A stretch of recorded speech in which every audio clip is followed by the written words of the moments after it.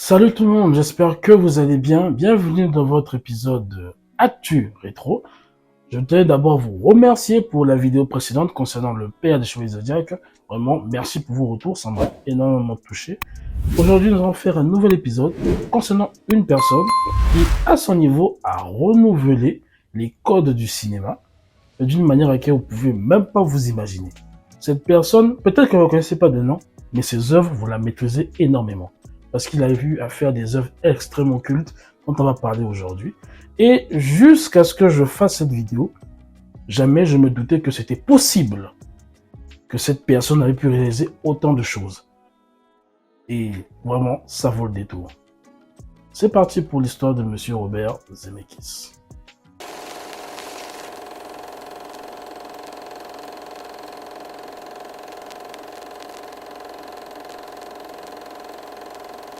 Nous sommes le 14 mai 1952 à Chicago.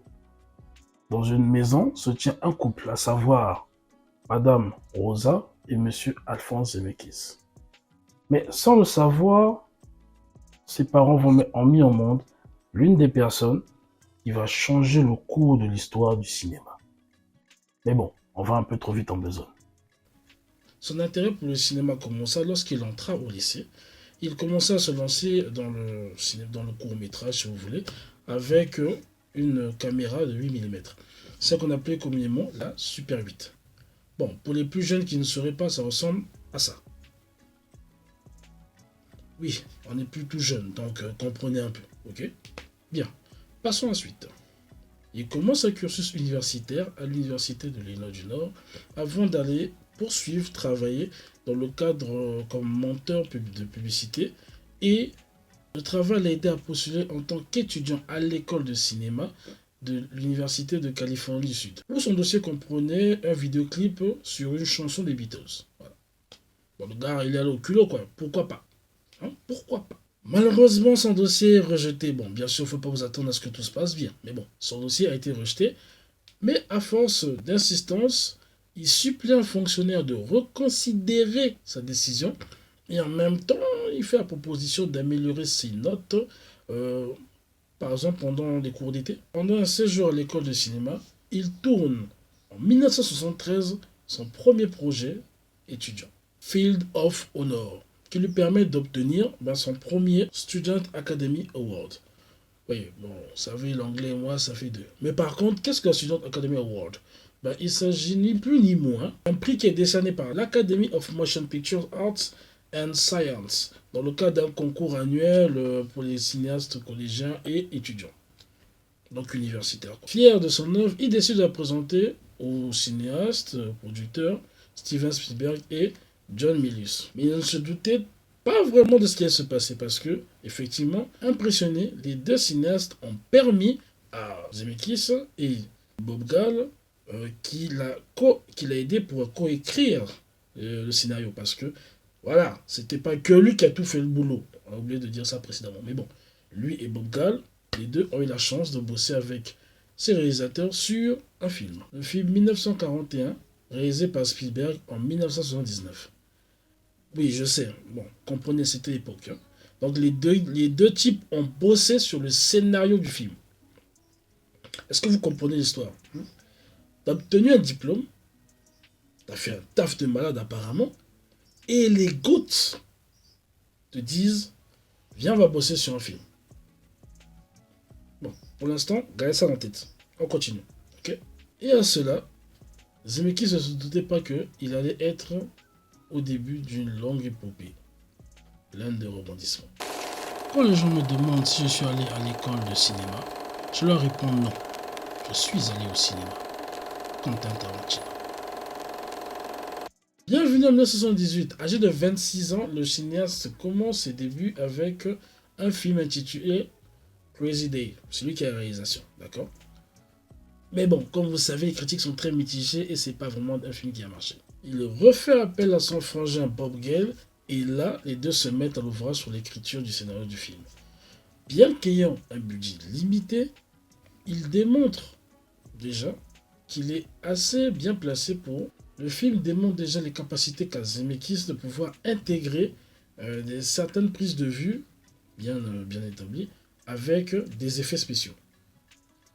Comme j'ai dit en 1978, les gars, le mec, il savait déjà intégrer des effets spéciaux avec de très bonnes prises de vue. Ça met déjà les prémices de quelque chose, mais bon, ok, pourquoi pas. Même si le film a été un énorme beat, ça n'a pas marché du tout. Mais ok. On continue. Zemeckis réalise ensuite La Grosse Magouille en 1980. Hey Stan, trust me, huh? Happy motoring, Stan. Trust me.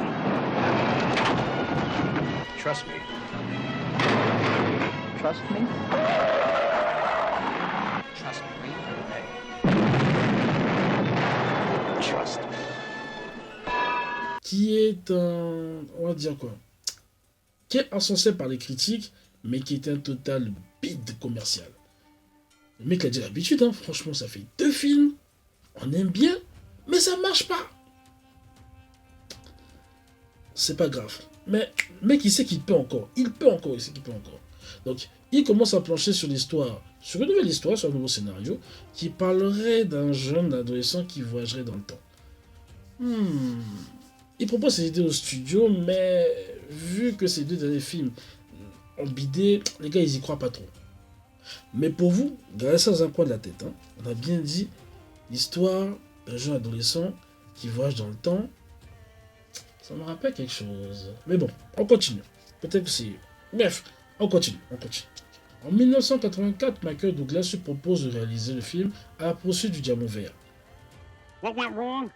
I'll tell you what went wrong. First of all, guess who else is here? You're dead right, Solo. What? Secondly, she's got herself a partner who likes shooting holes and everything. The minimum price for taking a stranded woman to a telephone is $400. $375 in traveler's checks? Not a deal. That's just the beginning of what's going on down here.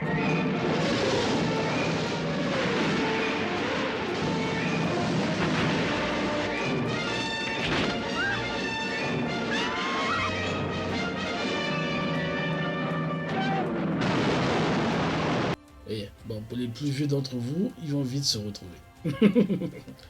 Alors, il s'agit d'une comédie d'aventure à laquelle il partagera l'affiche avec Kathleen Turner.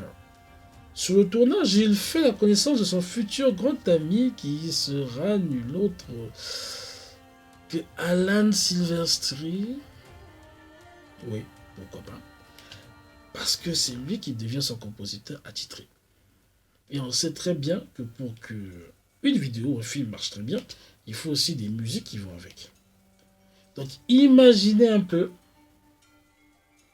mais vraiment imaginez un peu, ce qu'a pu être ce film. N'oublions pas que le mec il ressort de 2 bides, ok. Mais malgré les 2 bides, on le fait appel pour faire ce film. Et qui c'est Michael Douglas qui le fait appel. À l'époque, on est en 84, donc le mec des années 80, c'est le GOAT, c'est la star, ok. Mais bien sûr, ce film a très bien marché par contre.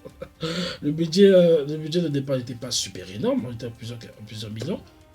Mais par contre, les gains sont stratosphériques. Cela a rapporté plus de 115 millions de dollars, les gars. Le film a été un succès, un carton.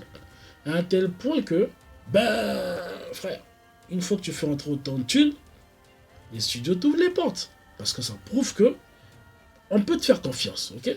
On peut te faire confiance. Et là, il s'est dit, il faut que j'amène d'autres projets. Parce que comme vous savez, notre type, c'est un téméraire. Hein. Ah, il est encore qu'à ses débuts, mais c'est un vrai rageux. Mais bon. Ok. Par contre, on lui a proposé de faire, on va dire, une suite, c'est-à-dire le Diamant du Nil. C'est-à-dire la poursuite du Diamant du Nil cette fois-ci. Le mec, il se dit, je vais pas faire que des suites. Non. Je suis le genre de gars, je fais un film. Après, bon, si le scénario me plaît, ça me chauffe, ok, sinon, moi je passe à autre chose. Et il se lance en 1985 dans une saga qui ne se doutait pas encore qu'il allait changer son avenir pour une ascension fulgurante. La magie du cinéma est qu'il peut capturer l'imagination et nous emmener à des endroits que nous ne pouvons atteindre autrement. Alfred Hitchcock. Les choses vont changer. Ok? Nous sommes en 1985.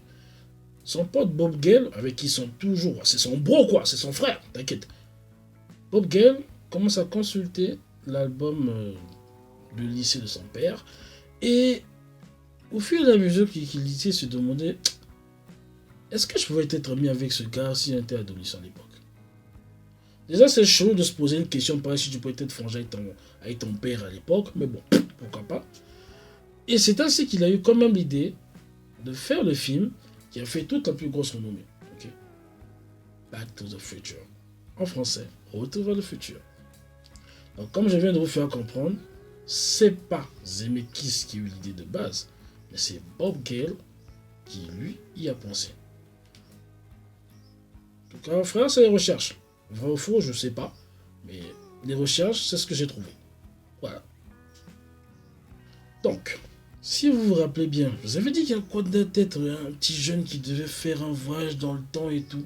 Donc déjà, il y a plus de 6 ans, le gars, il savait déjà qu'est-ce qu'il allait faire de son film. Mais bon, vu qu'il n'avait pas encore la renommée, il fallait être patient.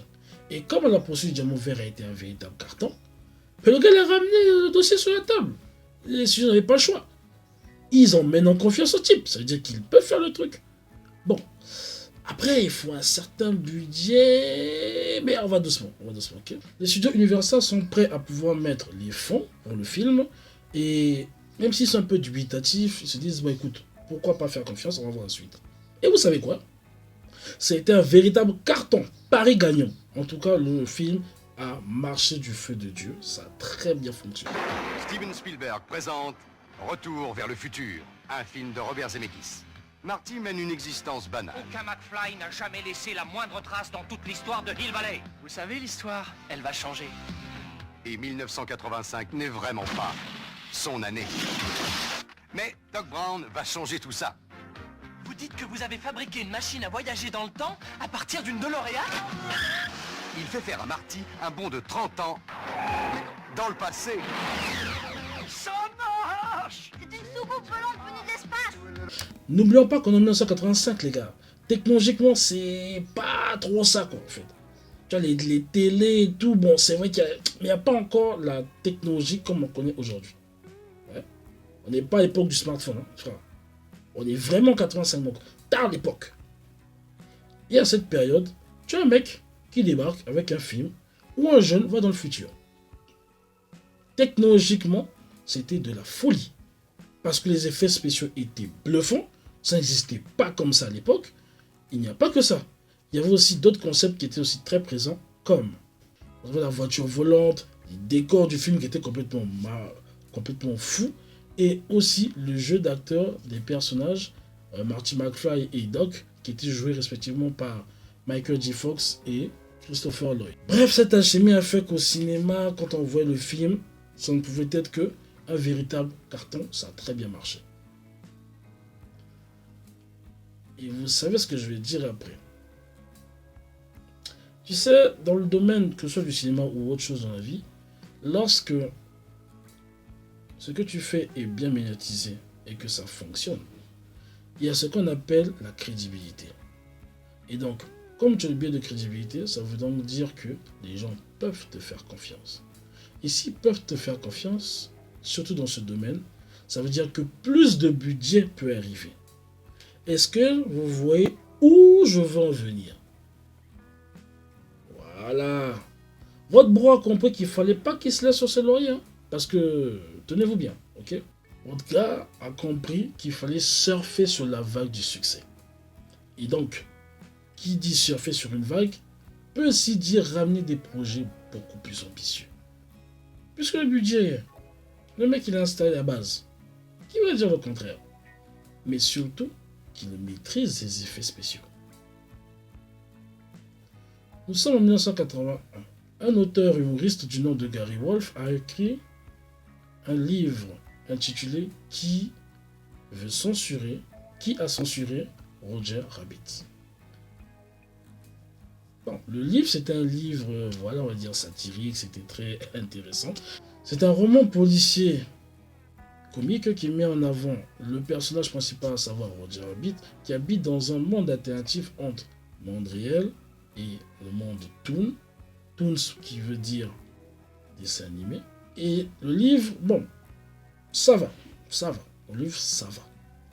Mais Zemeckis était fan de ce livre. Il s'est dit, bon écoute, vu que maintenant je sais faire 2-3 trucs avec la techno, pourquoi ne pas faire une adaptation de ce livre dans la vie réelle? Donc un livre qui ferait coexister le dessin animé et les humains, ensemble, comme le dit dans le livre. C'est là que ni une ni deux, ils s'associent à la Touchstone. La Touchstone est une filière de Walt Disney. Important à savoir.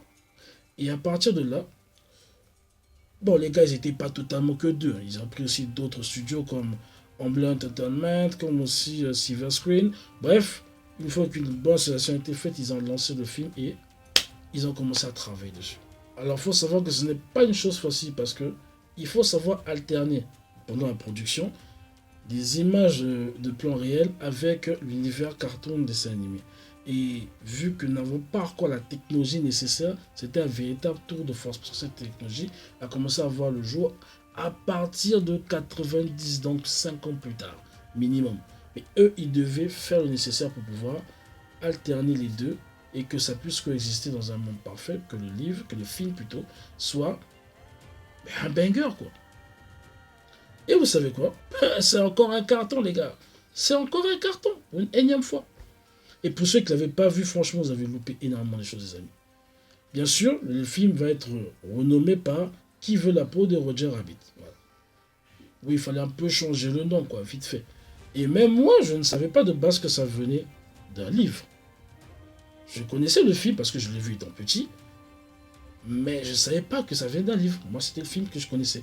Et c'est un film qui avait énormément marqué parce que c'était pour la première fois qu'on pouvait voir les toons qu'on a l'habitude de voir dans nos films, dans nos dessins animés, coexister avec des humains.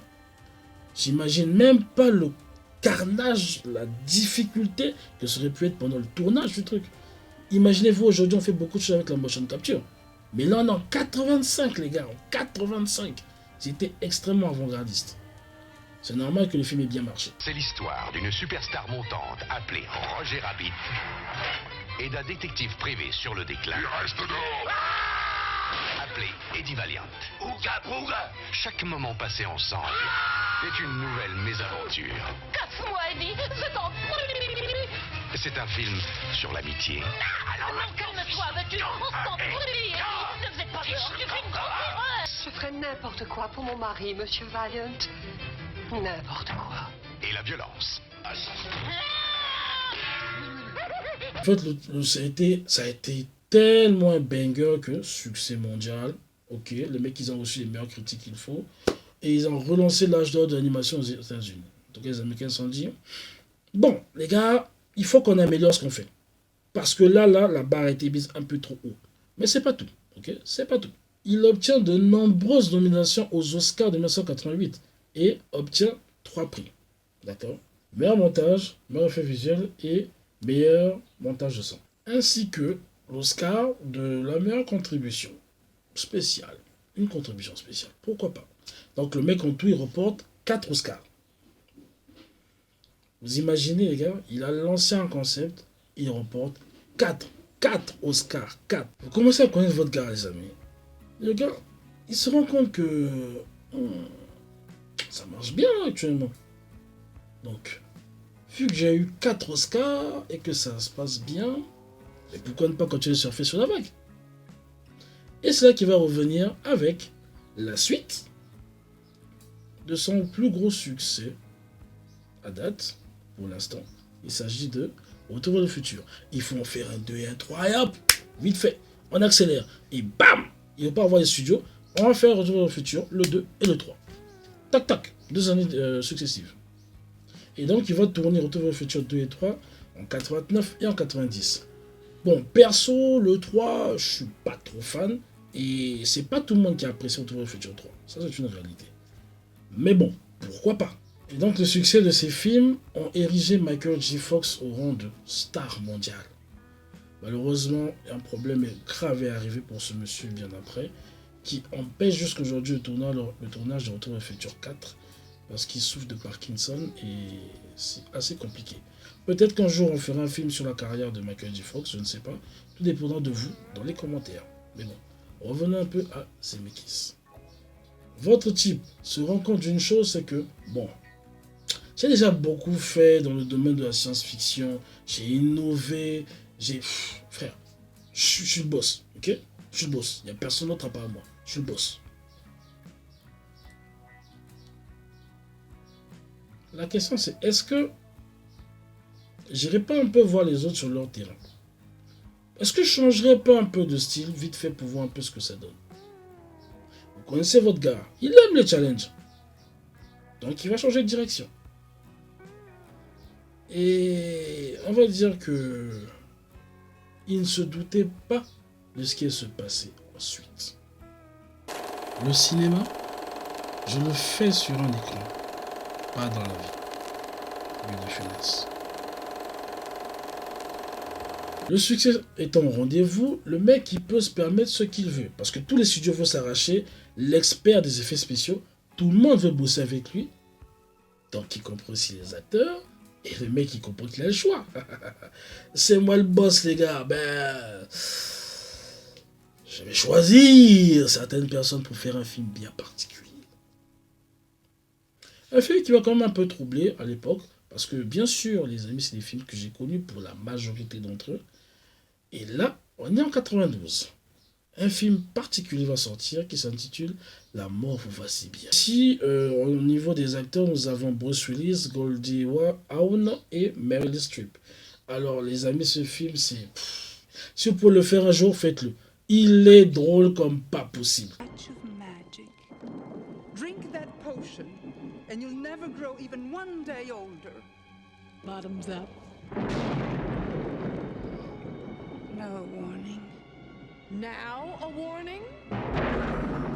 Siempre viva! Live forever! Ernest, I'm in the morgue. They think I'm dead. You are, but you're not. Are you telling me it doesn't hurt when I do this? Doesn't hurt. C'est vrai que bon, il y a certaines scènes qui ont un peu vieilli, mais qui moi à l'époque, je trouvais que ça faisait un peu peur, vite fait quoi. Mais c'était vraiment un film complètement malade. Et comme toujours, ce film va être un carton. Youpi! C'est la première fois qu'ils se lancent dans un genre différent des effets spéciaux. On est plus dans de la comédie noire, mais banger, ça fonctionne du tonnerre, ils vont très bien. Et après il se dit, bon, on peut passer à autre chose. Et sans se douter qu'en 1994, il va nous pondre l'un de ses plus gros classiques. L'un des films qui a retourné le cinéma dans tous les sens pendant des années. Tu vois un peu à la Carisse, là. Bam! Et ce film, c'est Forrest Gump. Eh oui, c'est lui qui a fait Forrest Gump. Mais moi, je ne savais pas. Je ne savais pas. Donc, jusque-là, je ne vous ai cité que des bangers que moi j'ai connus. Bref, on continue. Ce film va être son plus gros banger, sa plus grosse réussite, avec près de 6 Oscars, les gars. 6 Oscars, dont celui du meilleur acteur pour Tom Hanks. Le gars, il va lancer la carrière de Tom Hanks, avec qui ils vont être très potes. Ils vont faire beaucoup de trucs ensemble, qui vont arriver encore, beaucoup d'autres films. Et pour lui, c'est une consécration mondiale, mais de fou. 6 Oscars, les amis, 6 Oscars. Forrest Gump, c'est un film qui a plutôt bien vieilli, qui est encore dans son jus. Et c'est un film que je peux vous conseiller vraiment de regarder. Parce que franchement, on se détend quand même. On se détend quand même. Like peas and carrots, Jenny and I. Hey, stupid! Now, you wouldn't believe it if I told you, but I can run like the wind blows. Who in the hell is that? That there's Forrest Gump, Coach. Just a local idiot. I never thought it would take me anywhere. They even put me on a thing called the All-America team. Where you get to meet the President of the United States. Congratulations. How does it feel to be an All-American? I gotta pee. I believe he said he had to go pee. Now, maybe it's just me, but college was very confusing times. Bien sûr, il y a eu tellement de films qui sont arrivés après, et bon, le succès n'a pas vraiment été au rendez-vous. Voilà. Notamment un film en particulier qui m'a aussi beaucoup marqué, avec Harrison Ford et Michel Pfeiffer. J'ai un peu du mal à prononcer son nom. Ah, Pfeiffer. Michel Pfeiffer. Autant pour moi. Okay. Donc, ce film s'appelle Apparence. Et Apparence, les amis, comment vous dire, on était habitué à voir Harrison Ford dans le rôle d'Indiana Jones. Donc, aventurier, des trucs comme ça, légèrement comique, mais pas tant que ça. Mais on n'était pas habitué à voir Harrison Ford dans un rôle pareil.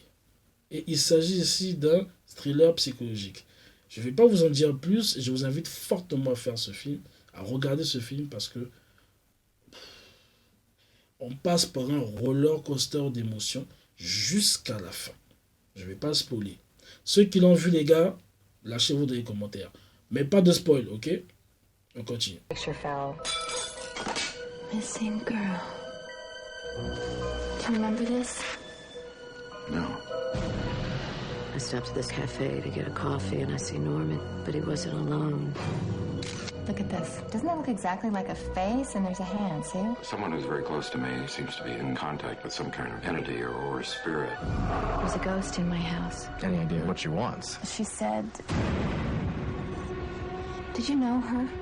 I had an affair with her. She came out here to the house, threatened to kill. Ce dernier film qui est basé sur une idée de Steven Spielberg et stylistiquement, il ressemble beaucoup à Alfred Hitchcock dans le polar, a divisé les critiques, mais il fonctionne quand même un peu commercialement. Commercialement, ça va. Mais les critiques ne sont pas chaudes dessus. Why not? Ok. Bon, à ce stade, on peut se dire que le mec, il va aller mollo. Que nenni. Il va se lancer cette fois-ci dans l'animation. Et l'animation pure. Ok, on n'est plus dans le fait de combiner les humains et l'animé. Non, on va dans l'anime. Pourquoi pas? Et c'est là qu'en 2004, en partenariat avec Disney, il nous prend un autre classique, le Pôle Express. Oui, la nouvelle technique de capture de mouvement qu'il a inventée, à savoir la performance capture, va pouvoir changer la façon de pouvoir concevoir les films en permettant donc aux cinéastes de pouvoir se libérer du réel. Voilà. Donc le mec... La performance capture, c'est son idée. C'est son invention. Why not? Mais c'est pas tout. Donc le gars nous a inventé la performance capture. C'est vraiment quelque chose de très très important. Les cinéastes savent de quoi il s'agit. Il est tellement à fond dans sa réalisation qu'il coécrit le scénario du dessin animé. Voilà. Tellement habitué au game, les gars, c'est pas de ma faute. Il est tellement investi à fond, mais vraiment à fond dans le film, qu'il va coécrire le scénario de cet animé. Et il va bénéficier du fait qu'il sera le premier à faire un animé entièrement en 3D. Il sera le premier à vraiment lancer cette technologie de faire des films en 3D, films d'animation 3D, et vraiment purement d'un point de vue narratif. Pas juste pour essayer... de mettre ça comme moyen d'immersion et tout, non.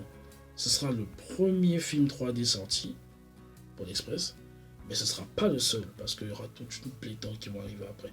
Pas que par lui, mais par beaucoup d'autres qu'on va jusqu'à maintenant. D'accord. Il continue en 2007 avec une masterclass technologique, mais vraiment, pour 2007, hein, frère, c'était un banger. La légende de Beowulf. En tout cas, technologiquement parlant, c'était pour l'époque. Mais commercialement, c'était un échec cuisant. Mais tellement cuisant que ça va être un peu chaud pour lui. Mais réponds-moi, l'as-tu tuée, elle?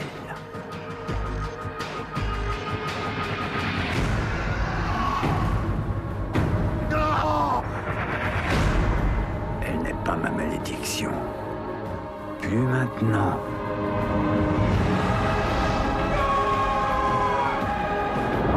Même avec toutes tes richesses, ton royaume, ta gloire. Bon, à cela, il faut toujours ajouter qu'il y aura une succession d'échecs qui vont arriver jusqu'en 2010, les amis. Malheureusement. Et vu que ça marche plus trop, sa société Image Movers, fondée depuis 1997, va être rachetée par Walt Disney. Et ce sera un clap de fin pour lui. Mais non, bien sûr, je déconne toi aussi. Il a certes vendu la société à Disney, mais bon, c'est vrai que c'était la fin d'une ère, qu'il a vendu sa société, qu'il s'est fait de la moula, mais ça peut pas être la fin pour lui. Ah ben non, oula, vous connaissez votre personnage. Au fur et à mesure, quand tu as une opportunité, il faut la saisir. Du coup, en 2012, il nous revient encore avec d'autres produits. Mais cette fois-ci, le gars a compris une chose. L'animation, c'est bien, j'ai fait ce qu'il fallait faire. Je dois revenir au classique que j'aime bien, c'est-à-dire des films d'action avec des personnes réelles dans un monde réel. D'où son premier film en 2012, c'était Flight. Un film avec Denzel Washington à la tête. Franchement, le film, ça va quand même. Puis suivi un autre qui s'appelait Walk. The Walk en 2015. Bon, 3 ans après, pourquoi pas, The Walk. Et en 2016, on avait aussi un très bon film qui a aussi beaucoup marqué, qui s'appelait Allié. Et dans ce film, il y avait Brad Pitt et Marion Cotillard au casting. Oui les amis, ça aussi c'était lui. Je vous ai dit, le mec il a fait beaucoup de classiques. Beaucoup de classiques. Et après, il y a eu beaucoup d'autres films qui sont sortis, notamment le live action, que beaucoup de gens peuvent connaître en 2022. Un live action de Pinocchio, voilà. Pour les vieux de la vieille, qui ont connu Pinocchio, le dessin animé, bon, là, il y avait une version taille réelle, mais ça n'a pas marché du tout. Ça a bidé totalement. Ouais, bien sûr. Vous savez, c'est souvent difficile d'enlever, on va dire, cet attrait à l'enfance des gens pour l'adapter au cinéma. Voilà pourquoi en général ça fait un véritable échec. L'idée que nous avons eu en grandissant de quelque chose, quand elle devient alternée, c'est souvent difficile. Il faut vraiment savoir travailler de connivence avec le public et ceux qui maîtrisent vraiment le cœur de ce que vous voulez faire. Vous voyez un peu. Donc il y a plein de petits trucs comme ça des fois qui font que tu fais des adaptations, ça marche pas, les Resident Evil, on sait quelque chose. Ça n'a pas vraiment fonctionné, c'était commercialement acceptable, mais dans l'essence, les gens n'ont pas apprécié parce que vous quittez un univers où les gens connaissent déjà de quoi il s'agit pour l'emmener ailleurs où la réalisation n'est pas vraiment bien faite. Et là, Pinocchio, ça a foiré. Bon, le mec apparemment n'a pas totalement compris. Là, il est actuellement à la réalisation d'un film qui s'appelle Her, qui est basé sur une bande dessinée conçue par monsieur Richard Maguire. Et Tom Hanks revient également pour ce film, qui sortira en 2024. Donc, pour l'instant, c'est là où il en est. J'espère qu'il pourra facilement se retrouver. Et qui sait, peut-être que Her sera son prochain gros succès, ou peut-être pas. Seul le temps nous le dira. C'est tout pour moi aujourd'hui, j'espère que cette vidéo vous a plu. Merci encore une énième fois pour les retours sur la vidéo précédente. Comme toujours, c'est le format, c'est Actu Rétro. Donc les amis, il y a encore plein de vidéos que j'ai envie de faire là-dessus. Ce sera en alternance avec ce que vous connaissez déjà et d'autres concepts aussi qui viendront. Donc les amis, franchement, si vous aimez ce genre de vidéos, n'oubliez pas toujours le petit pouce bleu, les abonnements et tout ce qui va avec. Regardez aussi ma vidéo précédente que j'ai sortie, qui était sur Banjo-Kazooie. Et on se donne rendez-vous à très bientôt pour une nouvelle vidéo. Bye yo.